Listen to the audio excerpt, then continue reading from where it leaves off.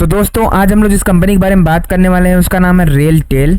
आप इसका चार्ट देख ही पा रहे हैं। लिस्टिंग के बाद इसमें कोई खास रैली आई नहीं, लेकिन जैसे इसने अपने लिस्टिंग वाले लेवल का ब्रेकआउट किया उसके बाद तो इस स्टॉक में बम्पर तेजी देखने को मिली और अब ये काफी हफ्तों से इसी रेंज में कंसोलिडेट कर रहा है। लेकिन आज इसके स्टॉक में भी काफी अच्छी रैली देखने को मिली है। तो यहाँ से निकल के इसका क्या लेवल्स होगा वो जानने से पहले एक बार हम इसकी फंडामेंटल एनालिसिस देख लेते हैं। कंपनी का पूरा नाम है दोस्तों rail corporation of India limited. 419 रुपए इसका मार्केट प्राइस है और आज इंट्राडे में इसने लगभग 10% की तेजी दिखाई है। मार्केट कैप 13,465 करोड़ का है। स्टॉक की पी जो है वो 50 की है। आरओसी 20.3% एंड आरओई की वैल्यू 15.3% की है। पिछले एक साल के हाई लो की बात करें तो 123 का इसका लो था और 491 का इसने हाई लगाया है। आपको दोस्तों इस कंपनी के बारे में बता दूं तो इस कंपनी का गठन सन 2000 में हुआ और इसका जो ऑब्जेक्टिव था वो creating nationwide broadband and VPN services, telecom and multimedia network to modernise train toll operation and safety system of Indian railways. यानी कि सीधी भाषा में समझे तो ये कंपनी इंडियन रेलवे को इंटरनेट सर्विसेज प्रोवाइड करने में काम करता है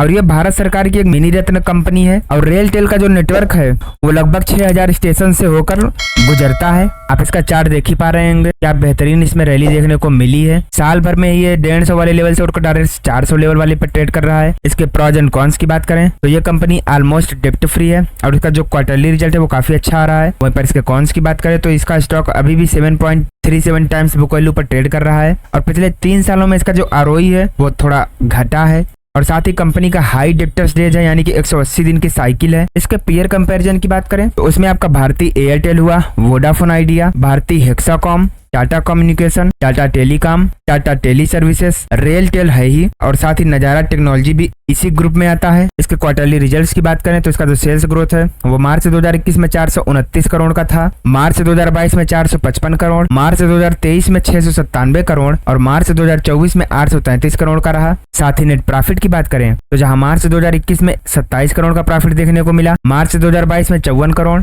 मार्च 2023 में 75 करोड़ और मार्च 2024 में 78 करोड़ का प्रॉफिट देखने को मिला है। वहीं पर इसके लॉन्ग टर्म प्रॉफिट लॉस की बात करें तो इसका जो सेल्स ग्रोथ है वो मार्च 2016 में 572 करोड़, मार्च 2019 में 986 करोड़, मार्च 2022 में 1522 करोड़ और मार्च 2024 में 2568 करोड़ का रहा। साथ ही नेट प्रॉफिट की बात करें तो जहां मार्च 2016 में 102 करोड़ का प्रॉफिट था, मार्च 2019 में 110 करोड़, मार्च 2022 में 208 करोड़ और मार्च 2024 में कुल 246 करोड़ का नेट प्रॉफिट भी देखने को मिला। यानी कि इसके sales growth and net profit में अच्छी जंप देखी जा रही है। इसके स्टॉक के सीएजीआर की बात करें तो पिछले 3 सालों में 41% की रेट से और पिछले 1 साल में लगभग 220% का रिटर्न दिया है। कंपनी की बोरोइंग्स की बात करें तो मार्च 2019 में इसमें 1 करोड़ का लोन था और मार्च 2024 तक 46 करोड़ का लोन है। वहीं पर टोटल एसेट की बात करें तो मार्च 2019 में 2156 करोड़ का एसेट था और मार्च 2024 में 4050 करोड़ का एसेट है, जिसकी तुलना में अगर लोन की बात करें तो कोई खास दिक्कत की बात नहीं है। बाकी कंपनी के शेयर होल्डिंग पैटर्न की बात करते हैं तो प्रोमोटर्स की हिस्सेदारी जहां जून 2021 में 72.84% थी, वहीं पर मार्च 2024 में भी 72.84% ही है। एफआईआईज की होल्डिंग 2.71% से घटकर 2.20% हो गई है और डीआईआईज की होल्डिंग 4.24% से घटकर 2.64% हो गई एंड पब्लिक की होल्डिंग 20.20% से बढ़कर 22.32% हो गई है। दोस्तों अगर हम इस कंपनी की फोरेंसिक एनालिसिस करते हैं तो इसमें आपको 6 पॉजिटिव संकेत, 2 न्यूट्रल और 8 निगेटिव संकेत देखने को मिलेंगे।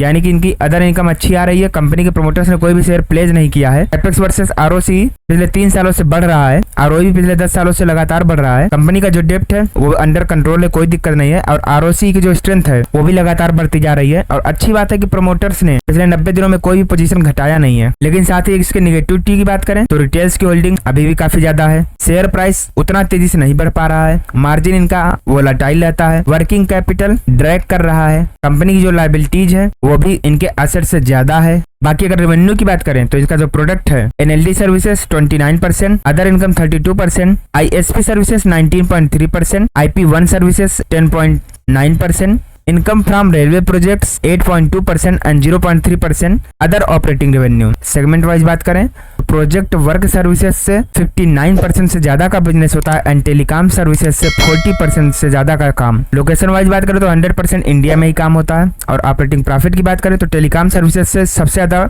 86% से ज्यादा का प्रॉफिट होता है और प्रोजेक्ट वर्क सर्विसेज से 13.7% का। तो दोस्तों हम लोग वापस से इसके चार्ट पर आ चुके हैं, आप इसका चार्ट देखेंगे अपने ब्रेकआउट के बाद इसमें जो रैली आई है वापस से यहाँ पर एक रेंज बना हुआ है और यहाँ से भी ब्रेकआउट करने को ये तैयार है। तो जैसे ही यहाँ से ऊपर निकलता है इसका जो सबसे पहला टारगेट है वो 520 का लेवल देखने को मिलेगा और उसके बाद इसमें जल्द ही 600 वाले लेवल पर भी रैली देखने को मिल सकती है। बाकी दोस्तों इसमें क्या करना है वो आप भली भांति जानते हैं। तो अगर आप इसमें इन्वेस्टेड हैं तो आप बने रहिए और अगर कोई फ्रेश इन्वेस्टमेंट करना चाहते हैं तो एक बार खुद की रिसर्च जरूर कीजिए और वीडियो को लाइक करके कमेंट में जय श्री राम लिखना मत भूलिएगा।